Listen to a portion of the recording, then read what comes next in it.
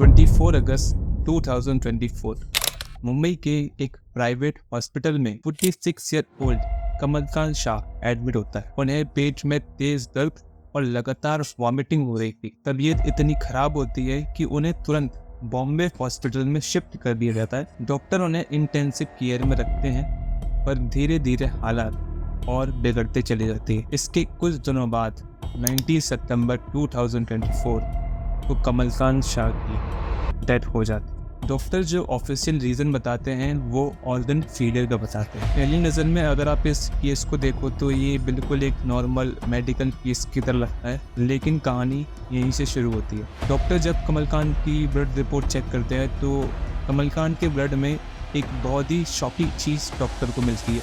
कमलकांत की बॉडी में थाइलियम और आर्सेनिक जैसे पॉइजन मेटल की मात्रा एक नॉर्मल इंसान से कई ज़्यादा थी।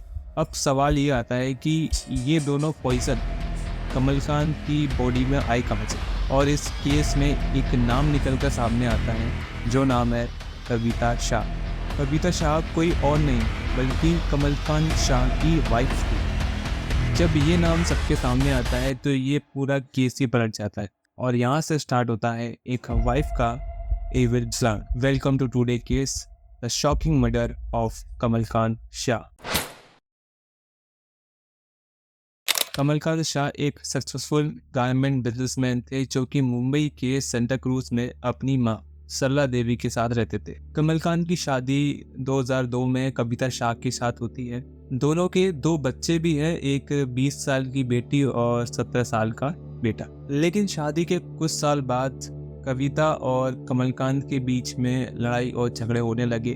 उन दोनों के बीच में मिसअंडरस्टैंडिंग बढ़ गई थी, जिसकी वजह से उन दोनों के बीच में झगड़े होते थे। और इन्हीं लड़ाई झगड़ों से परेशान होकर कविता मई 2021 में अपने पेरेंट्स के पास रहने चली जाती है। और अक्टूबर 2021 में कविता ने एक घर रेंट पर लिया था जहाँ पर वो अपनी बेटी के साथ रहा करती थी। इसी महीने कविता कमलकांत के घर गई और वहाँ से ज्वेलरी और कीमती सामान अपने साथ वापस ले आती है। फिर दोनों फैमिली के बीच कविता को वापस लाने के लिए बात होती है, लेकिन साथ ही कविता ने यह भी कहा कि वो कमलकांत के साथ कोई भी फिजिकल रिलेशन नहीं करेगी। और कविता ने साथ साथ ये भी कहा कि उसकी पर्सनल लाइफ और उसके दोस्तों के बारे में कोई भी सवाल उससे ना पूछे जाए। इन झगड़ों की एक ही वजह थी, क्योंकि कमलकांत को पता चल गया था कि कविता का बाहर किसी न किसी के साथ अफेयर चल रहा है। लेकिन फिर भी कमलकांत कविता को घर वापस लाने के लिए राजी हो जाता है और कोई भी डिवोर्स वगैरह की बात यहाँ पर नहीं होती। जिसके साथ कविता का अफेयर चल रहा था उसका नाम था हितेश जैन। हितेश जैन कोई और नहीं बल्कि कमलकांत का बचपन का दोस्त था और उसी के जैसा टेक्सटाइल का बिजनेस करता था। क्योंकि हितेश कमलकांत का एक अच्छा दोस्त था तो अक्सर हितेश कमलकांत के घर पर आया करता था और वहीं से हितेश और कविता के बीच फ्रेंडशिप चालू।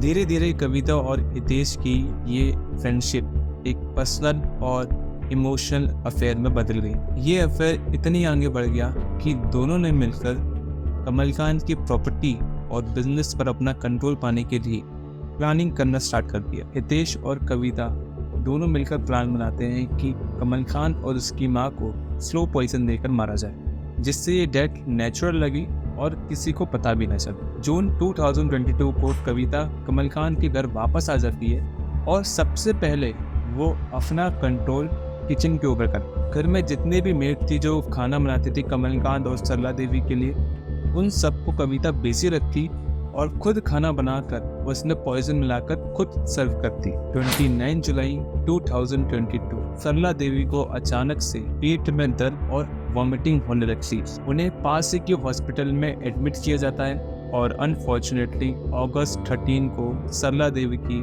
मल्टीपल ऑर्गन फेलियर की वजह से डेथ हो जाती है। देखने में सबको ये एक नॉर्मल डेथ ही लग रही थी, क्योंकि सरला देवी की एज भी काफी ज्यादा हो चुकी थी, तो सबको ये एक मेडिकल केस ही लगता है। लेकिन अब असली कहानी यहाँ से शुरू होती है। सरला देवी की डेथ के 10 दिन बाद ही कमलकांत की भी पेट में दर्द और उसको भी लगातार वॉमिटिंग होने लगती है। जो सिम्टम्स सरला देवी की मौत से पहले उसकी बॉडी में दिखाई दिए थे, वही सेम सिम्टम्स अब कमलकांत की बॉडी में भी दिखाई दे रहे थे। उसके बाद कमलकांत को वहीं के एक प्राइवेट हॉस्पिटल में एडमिट किया जाता है और हालात ज़्यादा खराब होने की वजह से कमलकांत को बॉम्बे हॉस्पिटल में रेफर कर दिया जाता है और 19 सितंबर को कमलकांत की भी same reason multiple organ failure की वजह से डेथ हो जाती है। यहाँ पर सब लोग शॉक हो जाते हैं क्योंकि कुछ दिन पहले ही सरला देवी की इसी रीजन की वजह से डेथ हुई थी और उसके कुछ दिन बाद ही कमलकांत शाह की भी मल्टीपल ऑर्गन फेलियर की वजह से डेथ हो जाती है। लेकिन जब कमलकांत की ब्लड रिपोर्ट डॉक्टर को मिली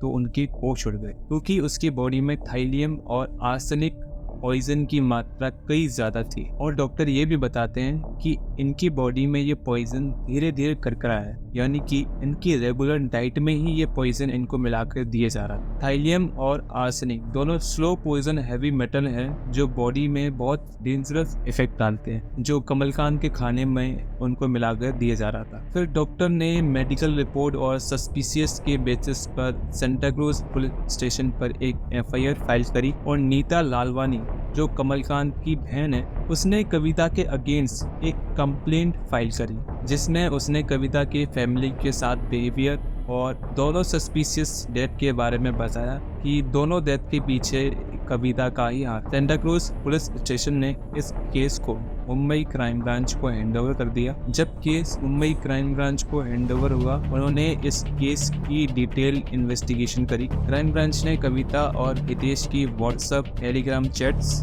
फोन कॉल रिकॉर्ड्स और इंटरनेट सर्च हिस्ट्री चेक की। इन चैट्स में उन्होंने पॉइजन की क्वांटिटी, मेथड और इफेक्ट डिस्कस किए थे। देश ने एक फेक आइडेंटिटी बनाकर थाइलियम और आर्सेनिक को पंजाब की डीलर के साथ परचेज किया था और कुछ ऑनलाइन पोर्टल्स के जरिए भी उसने इस केमिकल को मंगवाया था। क्राइम ब्रांच ने कुरियर, डीलर और ऑनलाइन पोर्टल से रिकॉर्ड निकालकर प्रूफ कलेक्ट किए। इन सारी चैट्स वगैरह और पूरी इन्वेस्टिगेशन करने के बाद ही क्लियर हुआ कि कविता और हितेश बिजनेस, प्रॉपर्टी और इंश्योरेंस क्लेम के मोटिव से और नेचुरल इलनेस का इल्यूजन क्रिएट करते हुए स्लो पॉइजनिंग प्लान कर रहे थे। मुंबई क्राइम ब्रांच ने एक 1365 पेज की चार्जशीट फाइल करी। जब चार्जशीट कोर्ट में फाइल होती है तो पुलिस सबूत पेश करते हैं और कविता और हितेश को अरेस्ट कर लिया जाता है। उनका मोटिव प्रॉपर्टी, बिजनेस और पैसे को हथियाना था, लेकिन उसकी प्लानिंग मुंबई क्राइम ब्रांच ने एक्सपोज कर दी। इस केस से हमें ये लेसन सीखने को मिलता है कि कभी भी अपने घर की पर्सनल प्रॉब्लम को लाइटली ना ले और जब भी कुछ अजीब सिम्टम्स या सस्पिशियस दिखे तुरंत उस पर इन्वेस्टिगेशन हो ताकि सच समय पर बाहर आ सके। तो ये था आज का केस। आपका इस केस पर क्या ओपिनियन है आप मुझे कमेंट बॉक्स में बता सकते हो और अगर आपको वीडियो अच्छी लगी तो आप चैनल को सब्सक्राइब भी कर सकते हो और वीडियो को लाइक भी कर सकते हो। बाकी मिलते हैं नेक्स्ट केस में, तब तक आप अपना और अपनी फैमिली का ख्याल रखें।